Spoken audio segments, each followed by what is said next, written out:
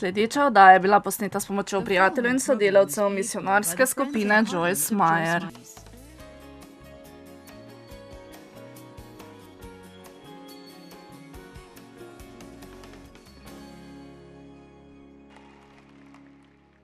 Sveto pismo pravi, da naj hudo vračamo z dobrim, tako mislim, da lahko odpravimo vse slabe navade svojega življenja, tako da se osredotočamo na dobre navade. Osredotočimo se na dobro in tako verjamem, da bo vse to odstranilo vse slabo iz našega življenja. Sveto pismo pravi, da če boste hodili v duhu, ne boste hrepeneli za poželenjem mesa. Odvrnite svojo pozornost od stvari, ki vas begajo, in se osredotočite na Jezusa, ki je naš začetek in naš končni cilj. Navada je nekaj, kar neprestano ponavljamo in se niti ne zavedamo, da to delamo, ker jih storimo tako pogosto, da so se vtisnile v nas in postale naša navada. Raziskave pravijo, da je 40% vsega, kar počnemo, storjenega iz navade, kar je po eni strani kar strašljivo. Če so to dobre navade, odlično, če pa niso, je precej smešno misliti, da počnete vse te stvari in se niti ne zavedate. Ko to govorim, poskušam postaviti temelje za razpravo o navadah in na to bomo govorili o Božji navadi. Prvič, najvažnejša stvar je, da preživimo kakovosten, reden čas z Bogom in da prisluhnemo njegovi besedi. Da se navadimo na držo misli in besed in kako misli ter besede vplivajo na naše navade. Da bi imeli držo pričevanja, zdravo držo, veselja, da bi bili veseli, da bi imeli navado vere in navado odličnosti. Ali ste se zadnjič razveselili svoje drže odličnosti? Navado, da ste odgovorni, da ste dobrosrčni. Danes bomo pogledali še preostale navade. Za nekatere bom porabila več časa, za druge spet malo manj. Danes bom govorila o držah prenagljenosti, čustvenosti, nezaupanja. O navadi, da dodamo nekaj k drugim in o navadi discipline. In vem, da komaj čakate, da že pridem do tja. Amen. Danes se zdi, da vsi nekam hitijo. In večina ljudi niti ne ve, kam gredo. Všeč mi je, kar je rekel Soren Kierkegaard. Velika večina hrepeni po užitku s takšno naglico, da jim kar jemlje dih in prav zaradi tega gredo mimo. To je tudi res. Tako smo obremenjeni s tem, da bi uživali svoje življenje in se tako ženamo, da bi imeli nekatere stvari in da bi se jih veselili, vendar v večini primerov smo preveč zaposleni, da bi se jih lahko zares veselili. Lahko hitimo na zunaj, prav tako pa lahko hitimo na znotraj. V resnici mislim, da ko v duši vedno hitite, da vam to povzroči veliko škode. Veliko več, kot si lahko predstavljate. Jaz imam veliko izkušenj z naglico, ker opravljam veliko stvari naenkrat, sem za mnogo stvari odgovorna in sem na splošno precej hitra osebnost. Tako moram veliko delati na tem področju in dopustim, da me Bog še vedno poduči na tem področju. Koliko izmed vas bi reklo, da vam je naglica odveč na tej stopnji vašega življenja? Prav. Prizadevati si moramo za pravo držo pri naglici. Moja tašča je sama vzgajala vse otroke, 8 otrok. Njen mož, Davidov oče, je umrl, ko je bil David star 16 let, tako da je bilo še veliko otrok doma. Niso imeli veliko denarja, zato je hodila čistit po domovih in je bila vedno zelo zaposlena. Ves čas je bila v naglici. Ves čas je nekaj hitela in nekaj počela. Ko so vsi otroci odšli od doma in je bila stara okrog 70 let, je živela z enim izmed otrok. Nekoč sem bila pri njej in mi je skuhala kavo. Opazila sem, da je kar naprej tekala po kuhinji, sem ter tja od ene do druge stvari. Rekla sem mi, zakaj vedno nekaj hitiš? Odgovorila mi je, no ne vem, to je samo navada, ki jo imam. Tako smo sami v takšni naglici in postane del nas, tako da niti ne pomislimo, da nam ni treba živeti na tak način. Spodbujam vas, da bi napravili odločitev, da se boste umirili, da se boste veselili življenja, da boste uživali v potovanju, da si boste vzeli čas in se veselili nekaterih stvari, za katere ste tako trdo delali v svojem življenju. Če imate čudovit dom, si vzemite čas in se veselite tega. Če imate otroke, si vzamete čas zanje in se veselite z njimi. Sveto pismo celo pravi, da se žena veseli ob svojem možu. Vzemite si čas in se razveselite svojega moža. Amen. Moškim je to že zelo všeč. Vem, da to ne piše v Svetem pismu, vendar danes si bom nekaj dovolila in rekla, možje morajo biti zelo dobri do svojih žena, morajo jim pomagati, se jih veseliti ter napraviti vse vrste stvari za njih. Naj jim podarijo veliko objemov, nasmehov, povejte jim, da so čudovite. No, saj moralo bi biti kje zapisano, vendar še nisem našla. No, zares, Jezus je plačal za nas takšno ceno, da bi mi imeli čudovito življenje. In če si mi sploh ne vzamemo časa, da bi se tega veselili, je prava tragedija. Veste, Bog nikoli ne hiti. A se tega zavedate? Bogu se nič ne mudi. Mislim, a si lahko predstavljate Jezusa, da bi pravil apostolom, no, gremo, hitro, mi moramo biti že na drugem srečanju. Hitro, gremo naprej. Mislim, to je smešno, ko o tem pomislimo, kajti ko mislimo o Jezusu, je on najboljša, odlična slika miru in spokojnosti. Veste, zakaj se Bogu nikamor ne mudi? Zato, ker njega veliko bolj zanima kvaliteta, kot pa kvantiteta. To je pa tudi nekaj, kar smo v današnjem svetu izgubili spred oči. Zelo težko je dobiti kvalitetne izdelke, naprimer, da imaš zgrajeno kvalitetno hišo ali da vam opravijo kvalitetno popravilo. Zakaj? Pravzaprav jim je težko biti točni in včasih se zgodi, da jim je težko, da bi se sploh prikazali.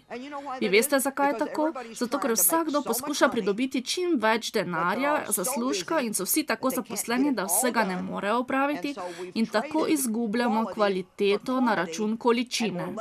Tako smo manj srečni, kot smo bili kdajkoli v zgodovini. Imeti več še ne pomeni zmožnosti, da postanete srečni. Bolje bi bilo, če bi imeli nekaj lepih stvari, zares lepih stvari, kot pa da imate celo hišo polno smeti. Drugo pismo Timoteju, 4. poglavje, 5. vrstica. Pavel daje svojemu duhovnemu sinu Timoteju navodila glede duhovne službe. Ti pa bodi miren, spokojen in neomajen. Tokrat vam jaz govorim. Vi pa bodite mirni, spokojni in neomajni. Ne da bi trenil z očesom, sprejmi in prenaša vsako nadlogo. On mu pravi, da ko stvari postanejo neznosne, ostani miren, spokojen in neomajen. Veste zakaj? Če izgubite svoj mir, izgubite moč. Kakor dolgo pa ste v miru, vas lahko Sveti Duh vodi. Ne bo vas izmučilo. Bog vam bo pokazal, kaj storiti in vi boste tisti, ki boste na začetku vrste in boste vodili. Bodi miren, spokojen in neomajen. Ne da bi trenil z očesom, opravljaj vse dolžnosti tvoje duhovne službe. 1. Petrovo pismo, 3. poglavje, 11. vrstica. Veste, sedaj sem precej mirna osebnost, vendar to ne pomeni, da se nikoli ne razburim ali da še kdaj pa kdaj ne zagori moj ogenj jeze. Vendar sem oseba miru in veste zakaj? Ker sem pred približno 15 leti sklenila, da se bom naučila živeti v miru, pa če bo to zadnja stvar, ki jo bom kdajkoli storila v življenju. Kajti veliko večino življenja sem preživela v stresu in jezi. Našla sem tole besedilo in sem se iz njega veliko naučila. Dopustite mu. Dopustite se nanaša na tistega, ki si želi veseliti svojega življenja in doživeti dobre dni. To je v 10. vrstici. Dopustite mu, da išče mir in se veseli svojega življenja. Vsi rečite, išče mir. Da išče mir, harmonijo, nemoten od strahu ali razburjenih strasti ter moralnega spora, dopustite mu, da si prizadeva za mir. Torej, moramo si prizadevati za mir in ga z vso v njemu iskati. Mir z Bogom, mir samim seboj in mir s svojimi bližnjimi.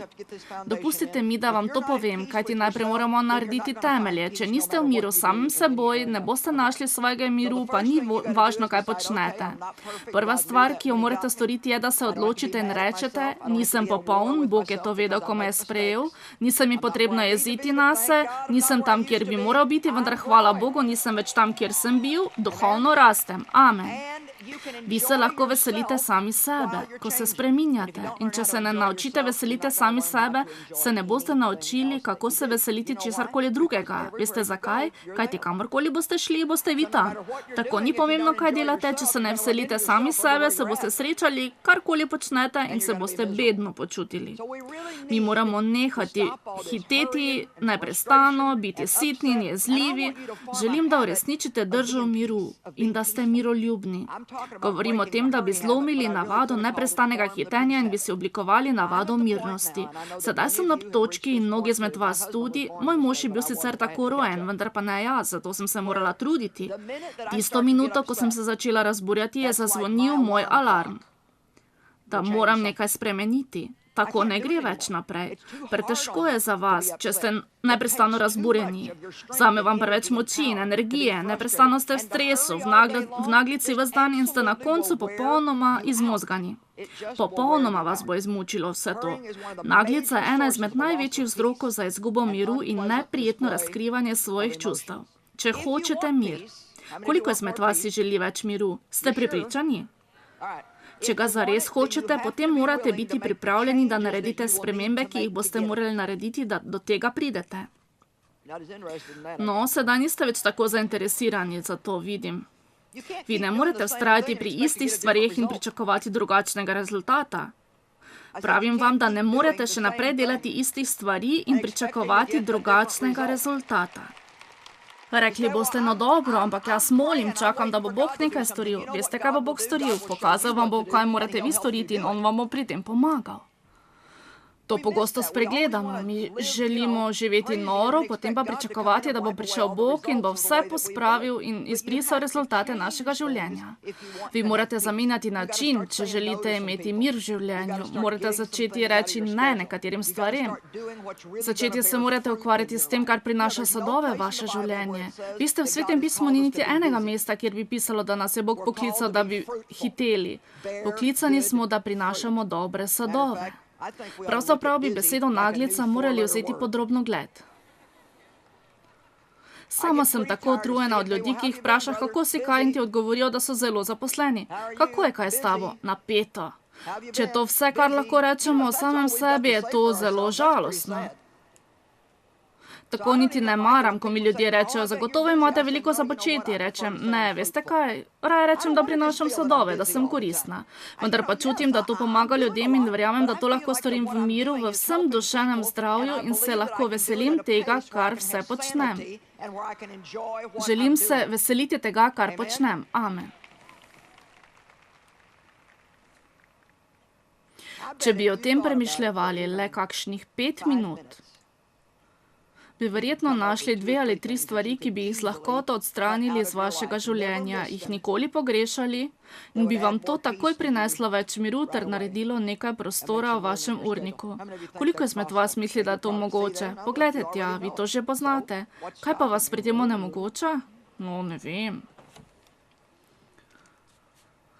Veliko ljudi pravi, da je preveč zaposlenih, vendar samo nekaj jih je pripravljeno nekaj spremeniti. Nočejo se odpovedati nobeni stvari, ki ustvarja njihov preobremenjen življenjski stil. Veste, ko ljudje umrejo in vi vidite njihov nagrobni spomenik, na katerem piše kot na primer Suzy Brown, rojena 1954 in je na hitro umrla leta 2005. Mislim, da nam tisto na hitro nekaj pove. Da mi vsi gremo zelo hitro skozi življenje. Smo rojeni tukaj, potem hitimo in sedaj smo že mrtvi. Ali bomo na naš nagrobnik napisali v naglici? Ali boste rekli, da, to sem počel, v naglici sem preživel svoje življenje? O ne, jaz se bom svojega veselila. Veselila se bom tega, kar prav sedaj počnem. Veselim se, da vam lahko predavam in se bom veselila, ko bom končala s tem. Veselila se bom, ko bova šla z možem na večerjo. Veselila se bom vsega, karkoli bom delala doma. Veselila se bom, ko se bom jutri zjutraj vstala. Veste zakaj? Jezus je umrl, da bi imeli mi življenje v izobilju in bi se veselili svojega življenja in ga imeli v polnosti. Amen. V Matejevem evangeliju 25:5 imamo zgodbo o devicah, ki čakajo na ženina. Medtem ko se je ženin mudil in zamujal, Jezus se je mudil in je zamujal. Vse device so že začele dremati in so zaspale. Veste, včasih je žalostno to, da se Bogu mudi, da se nam mudi, Bog pa zamuja, ljudje pa obupajo. Vendar vi morate razumeti, da si Bog vzame čas, kajti kar on dela, ni nekaj površnega in raje stori to, kar je prav, kot pa da bi storil nekaj kar na hitro in ne bi izvršil tistega, kar je zares potrebno. Ne samo to. Bog deluje v vas, Bog deluje v meni in ne vem, kako je z vami, vendar lahko vam povem, da me velikokrat pospremi do točke, kjer me lahko uporabi. Amen. Čudovito besedilo v Psalmu 86 in je tudi na drugih mestih v Svetem pismu. Ti, Gospod, si usmiljen in milostljiv Bog, počasen v jezi in bogat v dobroti. Pregovori 14:29. Kdor je počasen za jezo, kaže veliko razsodnost, kdor je nagle jeze, povzdiguje bedaštvo. Morali bi biti počasni za jezo in hitri za odpuščanje. Morali bi biti takšni ljudje, da bi bilo skoraj nemogoče, da bi se razjezili. Ne pa takšni, ki tisto minuto, ko se ne zgodi po naših načrtih, smo že popolnoma napeti in že kuhamo jezo. Hočem imeti mir. Postavite si močan alarm, nekaj, da boste vedeli. Sedaj počakaj nekaj trenutkov, čutim pritisk, nekaj je narobe. Vi že čutite, ko izgubljate svoj mir. Koliko izmed vas lahko čuti, ko se k temu pripravlja? Ni vam niti treba čakati, da pride, ampak že lahko čutite, da je na poti. Ne morem si pomagati, kako se počutim. Da, lahko, v začetku morda si res ne boste mogli pomagati, ampak kasneje lahko kontrolirate svoje obnašanje. Če to storite, se bodo vaša čustva umirila. Če pa nekaj čutite in se temu predate, se potem samo stopnjuje in je vedno slabše. Ko nekaj občutite in teh čustev ne nahranite, potem se jih boste izstradali in se bodo umirila in uplahnila. Veste, da sem mislila na šport, čeprav nisem najbolj športni tip. Bejzbol lahko razumem kar dobro in se mi zdi, da razsodnik ima kar veliko vlogo pri vsem tem. Včasih nekoliko razdraži publiko, kajti tudi ko razsodi napačno, jih morajo vsi vseeno poslušati. Torej ima razsodnik zelo veliko vlogo v tej igri z žogo.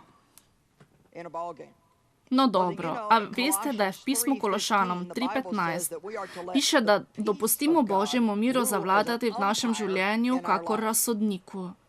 Razsodnik razsodi, če je stvar zunaj ali pa je še v mejah, kar je prav in kaj ne. Če ste v miru, potem to pomeni, da ste v taktu z Bogom, da ste v njegovem ritmu. Isto, da ima Bog svoj ritem, ki je drugačen od našega. Mi se moramo naučiti, kako vstopiti v Božji takt in ostati v miru, kjer je tudi Bog. Le tako se bomo lahko veselili življenja, za katerega je On umrl, da bi ga mi imeli. Mir je edini način, da to lahko storimo. Če nimate miru, tega ne morete storiti. Če delate tako zelo, da kar naenkrat začnete izgubljati svoj mir, potem pogledajte okrog in boste videli, kaj lahko izključite. Jaz bi vam rada dala kakšen čudežen odgovor, rada bi molila nad vami, da se vam nikoli več ne bi mudilo, vendar vam povem, da je edini način, da bi se lahko spremenili, če pogledate svoje življenje in pogledate, kaj lahko spremenite. Vi morate narediti spremembe, ki jih lahko naredite, da bi imeli mir. Vi pa tega ne boste storili, če vam mir ne pomeni dovolj. Torej, če niste pripravljeni, da bi to storili zdaj, potem edina stvar, ki vam jo lahko povem, da nadaljujete v istem ritmu še 2 ali 3 leta, da boste zares izčrpani in bedni in boste končno prišli nazaj. Edini odgovor je, da boste le tako poslušali prav isti nagovor, ali ga boste slišali po televiziji in ga boste sprejeli. Ne morem kar zamahniti s čarobno palico, da bi dobili svoj mir. Morate se ustaviti. Ni dovolj samo moliti za mir. Mi že imamo svoj mir. Prebiva v nas. To je eden izmed sadov Svetega Duha, vendar pa se moramo mi naučiti, kako ga zvabiti ven, tako da bo vodil naše življenje. Naučiti se moramo, da je razsodnik v našem življenju. Amen. Celo škodljivo je za naše zdravje, če smo ves čas v naglici. Tega ne prenesem več. Veste, kaj se zgodi, če začnem hiteti? Začnem se ponavadi zelo slabo obnašati. Imam nekaj sorodnikov tamle. Veste kaj? Hudič vas tako jezi, da se vi razjezite. Eden izmed mojih najljubših izrekov je, da vas hudič tako jezi, da se vi razjezite. On ve, kateri gumb mora pritisniti in moje ta, da me spravi v hitenje. In če to storim, potem sem zelo sitna. In še vedno lahko nekatere krivim, vendar bom potem morala prebrati svoje lastne zapiske o zdravih držah in navadah. Začnite svoj dan pravilno. Če ste vedno v naglici in se hočete otresti, začnite dovolj zgodaj vstaviti, da vam ne bo treba hiteti na začetku dneva.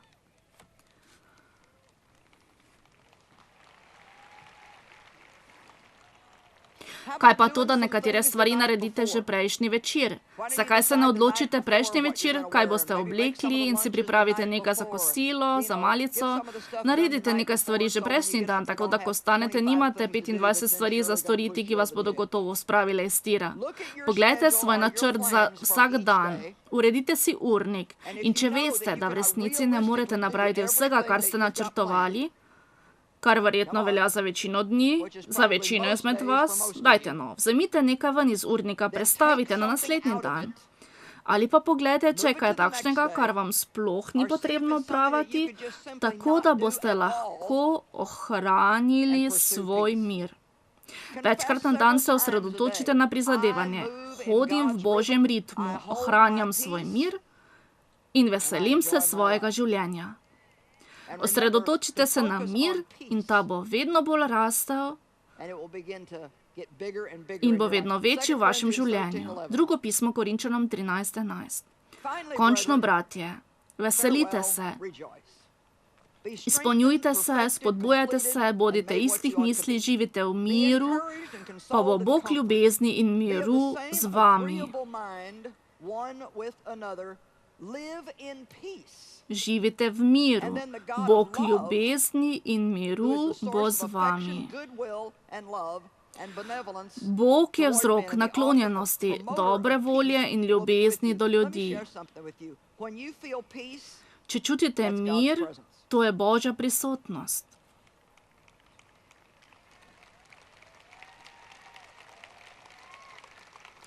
On je gospodar miru. Ko zares čutite resnično ljubezen, da se pretaka po vas ali skozi vas, potem je to Bog. To ni nekaj, kar bi si ljudje enostavno izmislili. Mir. Ko čutite mir, ste v Božji prisotnosti. Ostanite v harmoniji z Bogom. Ne sledite tistemu ritmu, ki vam ga narekuje svet. Morda bi lahko posvetili nekoliko časa čustvenim držam. Nekatere čustvene drže, ki so škodljive za nas, so samopomilovanje,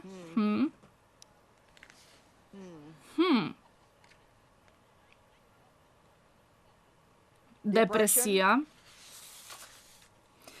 prevelika potrtost ali žalost, dopustiti okoliščinam uravnavati vaše počutje, hitra jeza, takojšnja užaljenost, ravnanje glede na svoja čustva, ne da bi pri tem bili malo realistični in ne bi pomislili na svoje početje. Če se vaš načrt ne uresniči, se že počutite razočarane. Veliko časa sem porabila za to, da sem se smilila sami sebi in vsakeč, ko me je Bog hotel opozoriti na to dejstvo, sem rekla, viš, mene so zlorabljali in z mano so ravnali kot s psom, z nobenim ne bi smeli tako grdo ravnati, kot so z mano. In res je bilo tako, z mano niso prav ravnali in imam vse razloge, da posedam okrog in se jezim na vse, da imam tetovažo na ramenu in vse mogoče stvari, vendar nimam pravice se jeziti, ker je Jezus umrl zame in vse to je nepotrebno. Še enkrat vam povem. Ne gre za to, da počnete to, za kar imate razlog. To vam pravim zaradi tega, ker je Jezus prelil svojo dragoceno kri za nas in žrtvoval svoje življenje na način, kakor ga je in je tudi šel skozi pekel, vendar je vstal od mrtvih in je sedaj na desnici svojega očeta. A si lahko predstavljate, kaj je bilo za Boga, da pride sem dol in si pridobi človeško meseno podobo? To bi bilo podobno, kot da bi se jaz strinjala, da bi me spremenili v mravljo, pa to sploh ni dober primer. On je toliko napravil za nas. Tako ogromno je napravil za nas. Nam ni potrebno, da posedamo okrog in se sami sebi smilimo. Res je, morda imate razloge, vendar pa nimate pravice za to, ker je on plačal preveč visoko ceno za vas. Mislim, da vam lahko rečem tudi to, da če to počnete, ni zaradi tega, ker bi to morali, ampak zaradi tega, ker tako hočete.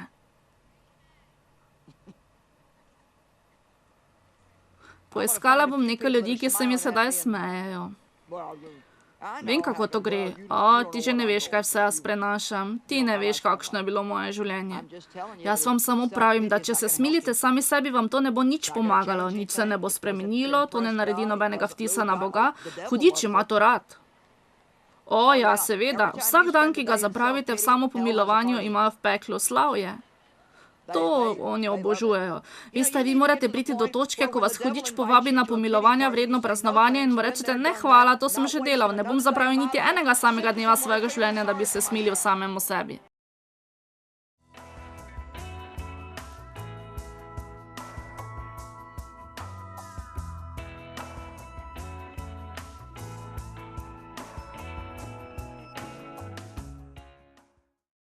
Predvajana oddaja je bila plačana s strani prijateljev in sodelavcev misijonarske skupine Joyce Meyer.